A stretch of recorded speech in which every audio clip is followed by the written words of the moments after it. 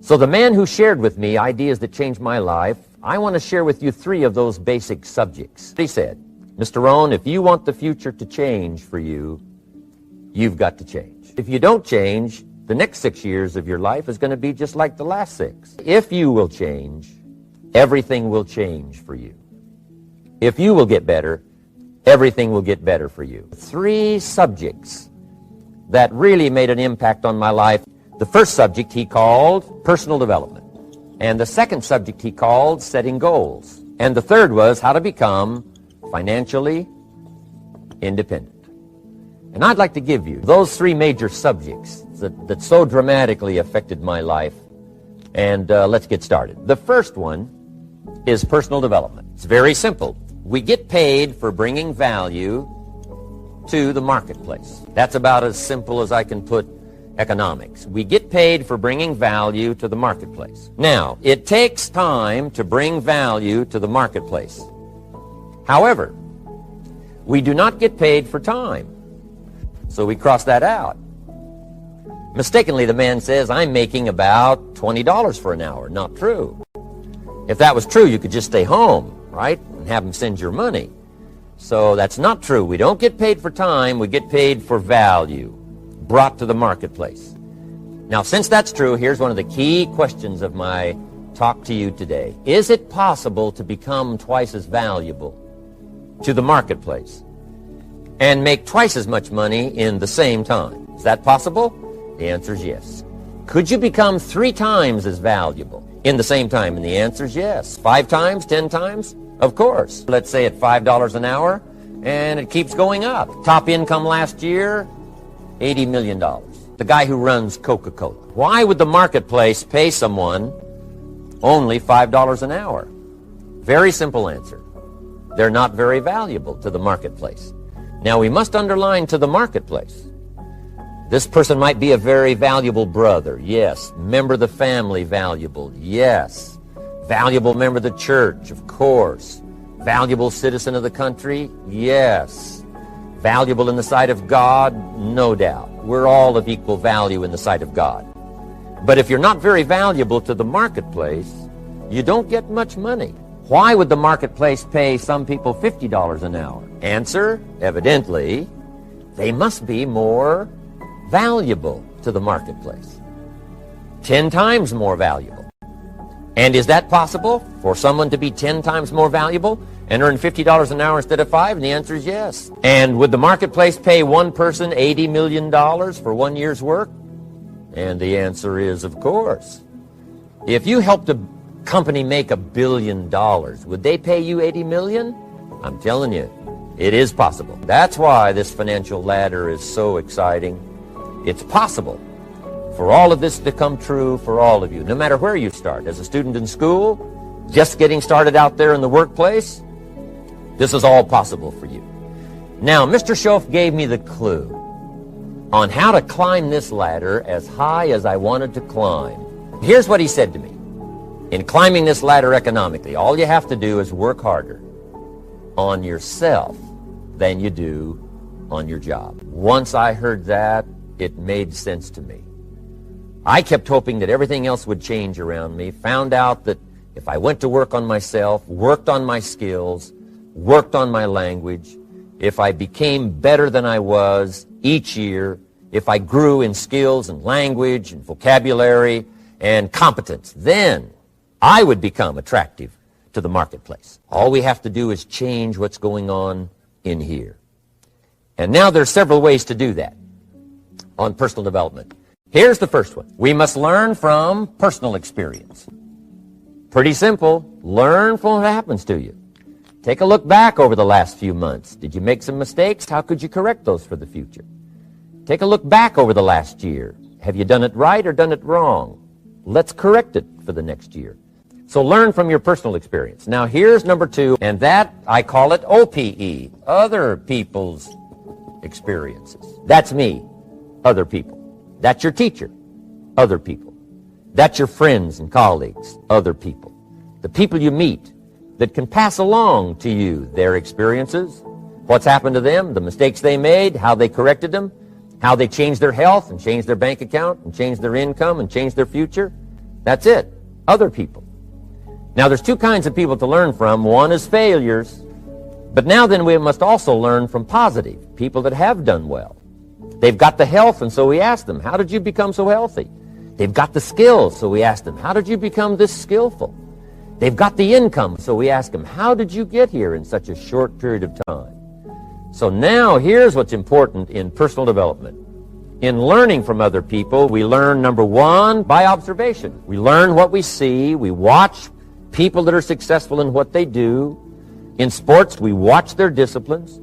In business, we watch their disciplines by observation, what we can see.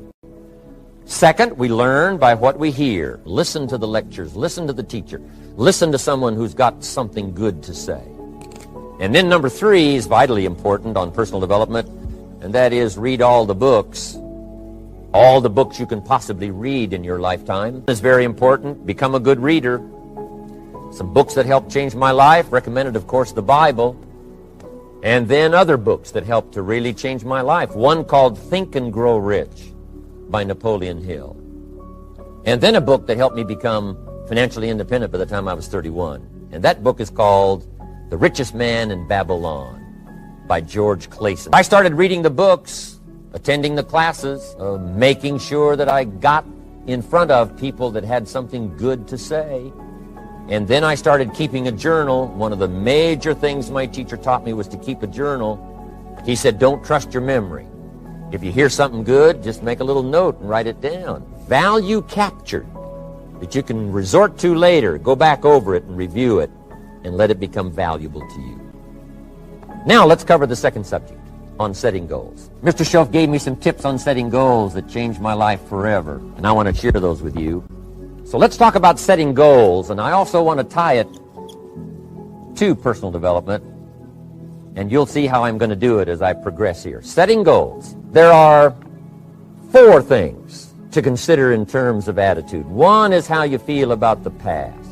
We've got to have the future well designed. The future is called the promise. The promise of the future can be an awesome force for your own future. The promise of the future. Designing the future. There's two ways to face the future. One is with apprehension, and the other is with anticipation. I promise you, in my travels around the world, most people face the future with apprehension. And here's why. They don't have it well designed. They've sort of left that up to someone else to fix. But here's the best way to face the future, with anticipation. And you can face the future with anticipation if I would like to have you consider some thoughts with me that help me to really change my future. Setting goals is very simple. Number one, decide what you want. You just take a little time. You sit down and say, what do I want? What kind of skills do I want? What kind of income do I want for the future? What would I like? Where would I like to go? Places I'd like to visit. Habits I'd like to acquire. Skills I'd like to have. You just take a little time to think about what you want. Economics, friendships, people you'd like to meet, places you'd like to go, make a list. Just jot it all down. It's really a very simple process. And then here's number three. Keep all the old lists. I'm telling you, this served me so well, keeping my old list of goals. I look back now 10, 20 years ago at goals I set, lists I made, and I smile now because here's what I thought was so important, 20 years ago. Now some of those things aren't even on my list. I've got a new list. I've grown. I've changed. I've matured. But I give you that advice. Decide what you want. Number two, write it down. Number three, keep the old lists. And then here's number four. When you get something that's on one of these lists, check it off. Part of the fun of having a list is checking it off. If the future gets clear, the price gets easier. Because you got to remember, for every promise, there's a price to pay. Everybody's got to pay the price. Everybody's got to do the deal. Everybody's got to do the disciplines. Everybody has to pay. But here's what I've discovered. If the promise is clear and powerful, the price is easy to pay. The price is some classes. The price is a few books. The price is a few disciplines. The price is finding something that'll make your life better, make you grow, make you change, make you develop. So the first part of the key is to design the promise. Then, what is the price to pay? I'm telling you, the price will be easy. If you'll make that clear, make those lists, and be serious about it, I promise you it's an easy price to pay. Anybody can pay it. And the best advice I can give you is, if I can do it, you can do it. Farm boy from Idaho, raised in obscurity, I changed my life, turned it upside down, turned it all around, found economics, found future, found promise, and if I can do it, you can do it. So, start setting your goals and see if you can't get a better excitement going for the things you want to accomplish for the future. Now here's my third subject, and that's called financial independence. Oh, by the way, before I get to financial independence, let me cover one more point. One of the major reasons for setting goals is for what they make of, and here's an important statement to remember. It's not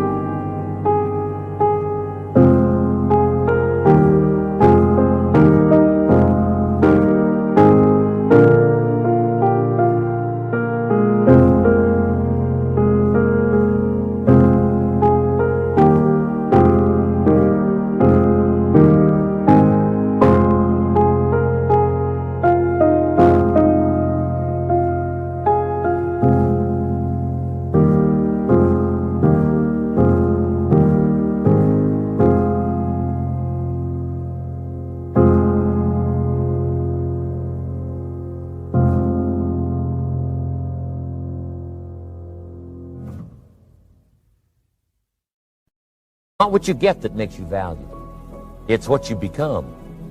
Okay. Now let's talk about financial independence. How to become rich if you're extra bright much sooner if you find an opportunity like I did.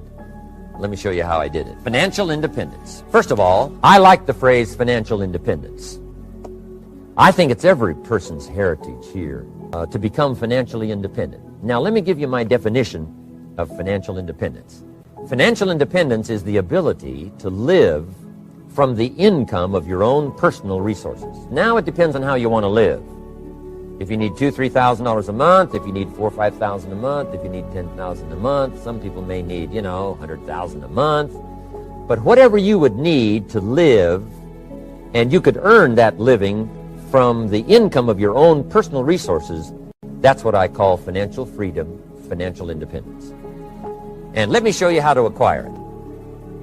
If you start at age 15, between ages 15 and 35 is 20 years. And in my personal opinion, based on my own studies and my own experience, 20 years, in my opinion, is enough time to become financially independent. If you're not, you don't live in the wrong country. Probably what's happened is you have the wrong plan. And it's easy to be a nice person with the wrong plan. I found that when I was 25 years old. I was broke at age 25, and I was a nice guy. You would have liked me. But I'm telling you, my plans up until then, especially my financial plan, left me broke. I totally changed it the next 6 years, and I became financially independent. So I know what I'm talking about. It is possible in a reasonable amount of time, 15 to 35, whatever, 20 years' time, enough time. You can do it in a much shorter period of time. Here's number one. First of all, you got to have the right philosophy. Philosophy is our ability to gather knowledge and sort through it and decide what's valuable. To develop a philosophy about life, a philosophy about our health, a philosophy about our family relationships, a philosophy about economics. And if you do...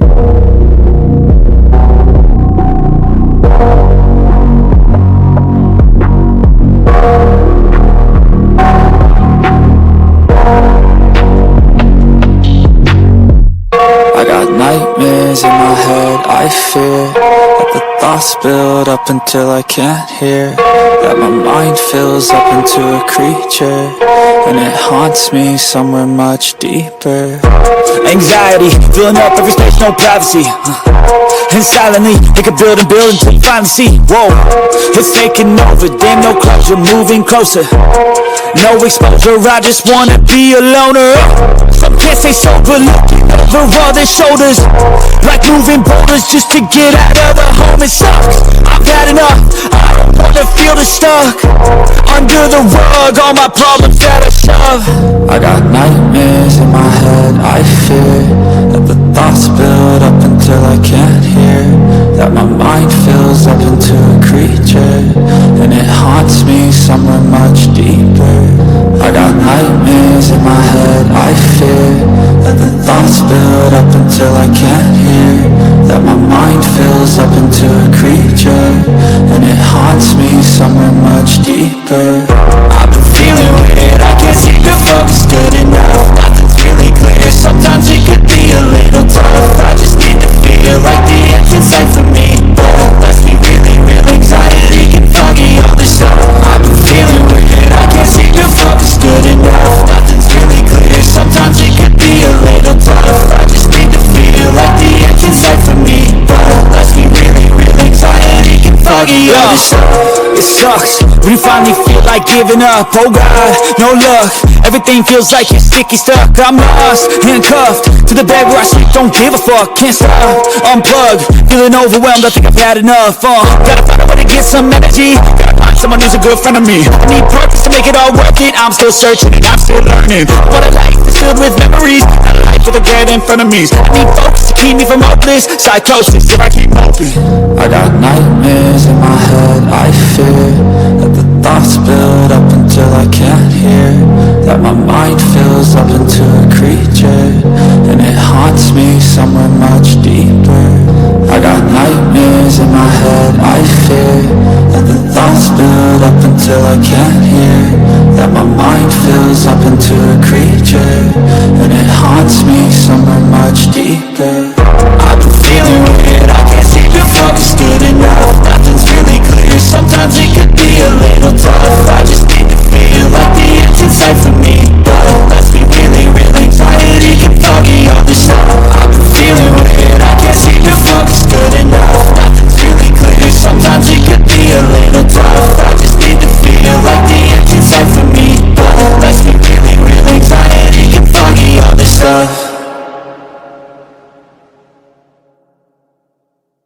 Develop the right philosophy. That's what helps to set this sail so that in 6 years it takes you where you want to go instead of winding up like I did that first 6 years of my economics, broke, no money, empty bank account. Let me give you a couple of philosophies to consider. Here's the first one. It's called the philosophy of the poor. And here it is. Poor people usually spend their money and invest what's left. That's the philosophy of the poor. Now here's the philosophy of the rich. Rich people invest their money and spend what's left. And here's the startling answer. It really doesn't matter what the amount is. What's most important is not the amount. What's really important is the philosophy. Now let me give you my best view of what to do with the dollar. And I promise you, if you started at age 15, now if you're over 15, right, you've still got plenty of time. You still got 20 years. You know, if you're 30, you still got 20 years. I mean, you know, you still got plenty of time to start what I'm about to share with you. What to do with the dollar. Here's my first bit of advice. Never spend more than 70 cents. Never spend more than 70 cents. Now, you got to pick some number, and the number you pick is going to be determined by your philosophy. It's going to be determined by what you've been taught or your experience teaching yourself. When I first met my teacher, Mr. Schoaf, I was at about 110% of each dollar. You know, I'm down at Budget Finance, hawking my furniture and my car one more time. And then I learned a whole better formula for financial independence. Number one, don't spend more than 70 cents. Now, kids say to me, well, okay, what do I do with the other 30 cents? And here's what I teach them. 10 cents for charity or church, or helping people that can't help themselves. 10 cents to support worthy projects that you feel good about. 10 cents out of every dollar. It's called being generous with part of what you've taken out of society. Now,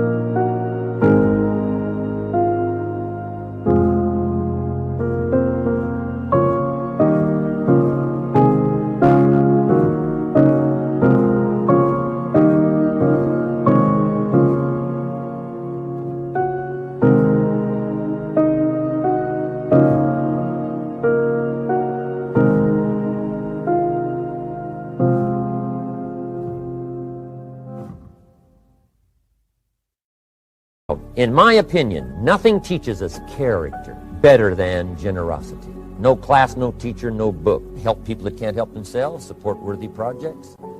Or if you belong to a church, they teach tithe, peace of. That's very important. Okay, next 10 cents.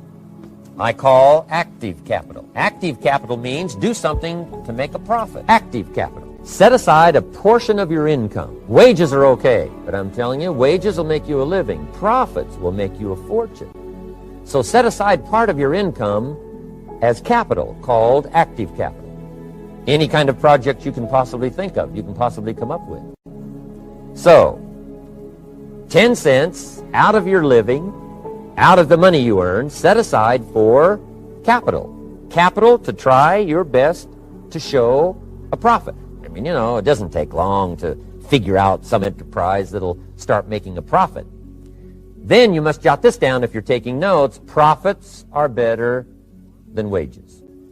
One, you can't usually start wages until you're about 16, 15, 16, but you can make a profit long before you're eligible to start earning wages.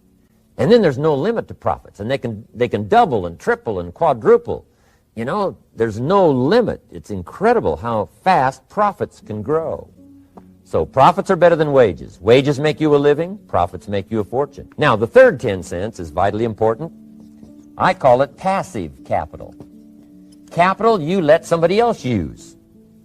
A financial institution, stocks and bonds, mutual funds, whatever. Let someone else use it. You furnish the money. They use it to make a profit, but they pay you for the use of it, called interest. And here's one of the things that'll make you financially independent fairly quickly, and that's called compound interest. And this is how you get it. Letting someone else use a portion of your money, your substance. They show the profit, they pay you interest. And this passive capital, I'm telling you, over a sustained period of time. I know you told your friend you're not okay, and tell me what's wrong and why you never said you felt that way. And guess you're trying to stay strong and fake a smile until I look away. But I've known you too long, it hurts to watch your blue eyes fade to gray as you fade away, as you fade away.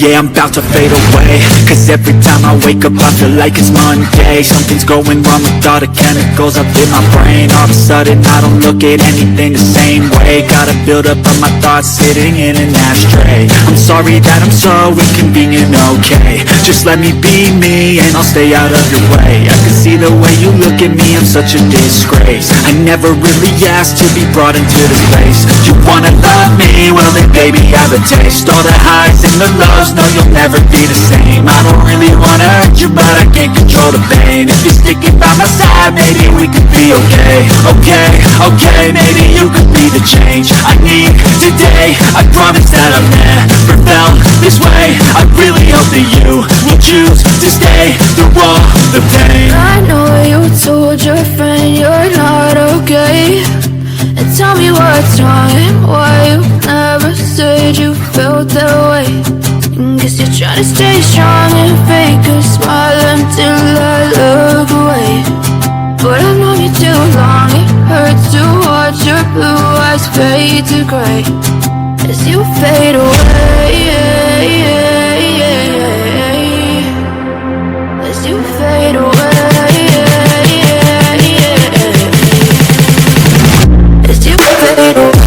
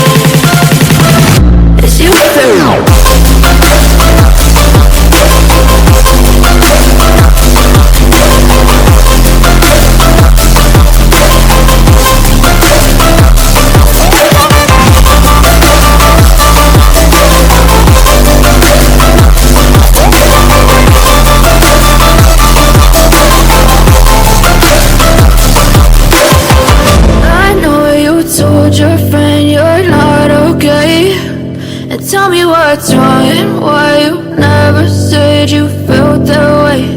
And guess you're trying to stay strong and fake a smile until I look away. But I've known you too long, it hurts to watch your blue eyes fade to gray.